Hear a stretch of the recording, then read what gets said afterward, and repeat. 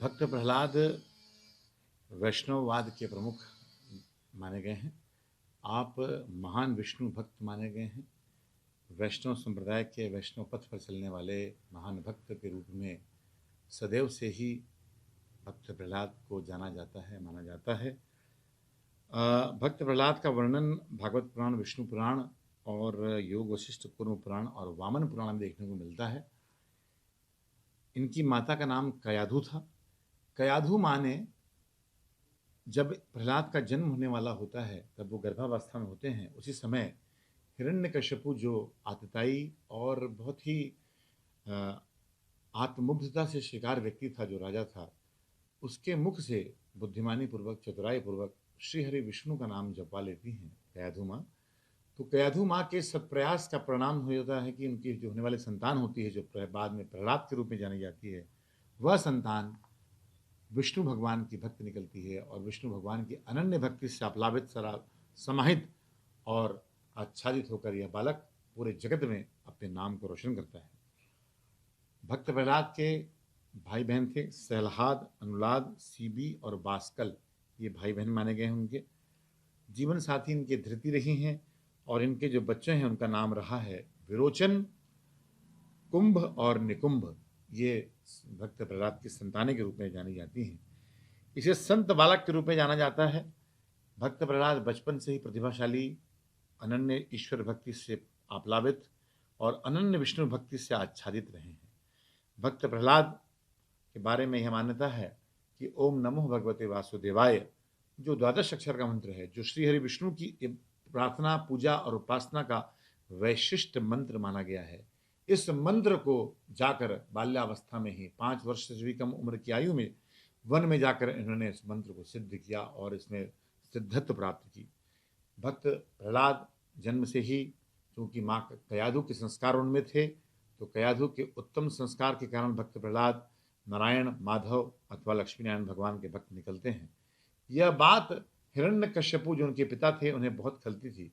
कारण यह था, आत्ममुग्ध, घमंड से आप्लावित, अहंकार से चूर हिरण्यकश्यपु अपने आप को ही भगवान मानता था और उसके आसपास के जो दरबारी थे, जो प्रमुख लोग थे, उसकी ही चापलूसी में उसे ही भगवान का दर्जा देते थे और उसे ही भगवान के रूप में मान्यता प्रदान करते थे।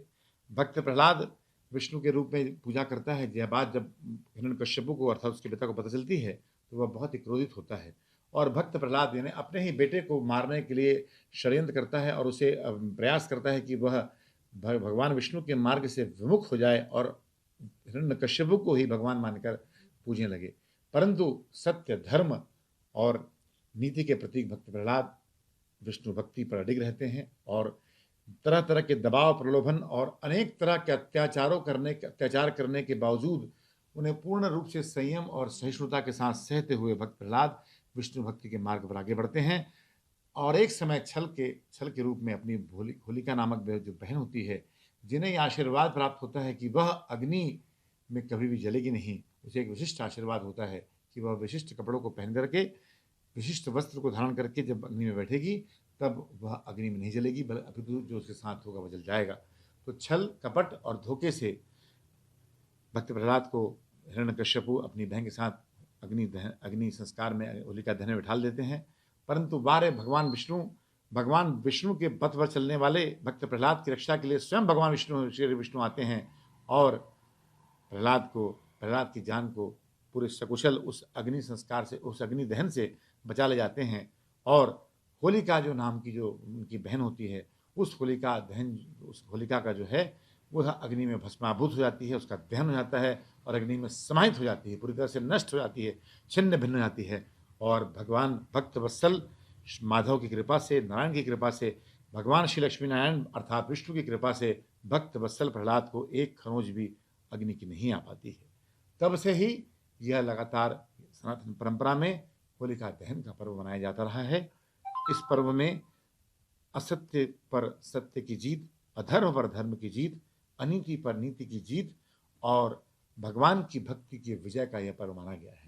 यह पर्व हमें शिक्षा देता है कि यदि हम भगवान की भक्ति के मार्ग पर अडिग रहेंगे, सत्य के मार्ग पर अडिग रहेंगे, नारायण, माधव, ब्रह्मा, विष्णु, महेश और सकारात्मक जो सात्विक शक्तियां जो हैं उनके मार्ग की पूजा हम करते रहेंगे, किसी भी लोभ, दबाव या अत्याचार में हम झुकेंगे नहीं और इन भगवान के विष्णु में रत रहेंगे, तो हमें निश्चित तौर पर बचाने के लिए भक्त वत्सल भगवान जो है सदैव हमें तत्पर रहते हैं।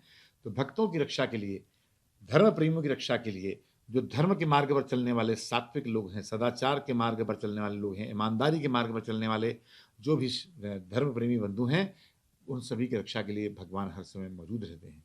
तो ये कथा पूरी तरह से भक्तवत्सल वत्सलों की कथा है, सत्य के मार्ग पर जाने की कथा है, योग के मार्ग पर जाने की कथा है, और किसी भी तरह लालच, दुराग्रह अथवा पूर्वाग्रह में ना आकर के हमें हमें हमेशा विष्णु के मार्ग पर चलने की प्रेरणा देते हैं।